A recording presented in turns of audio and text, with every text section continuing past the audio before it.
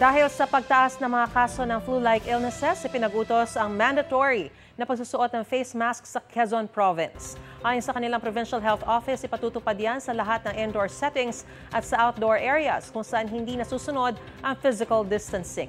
Alinsunod daw ito sa utos ng Department of Health na nagbibigay ng kapangyarihan sa mga lokal o local government unit na magpatupad ng health measures na naaayon sa kanilang lugar.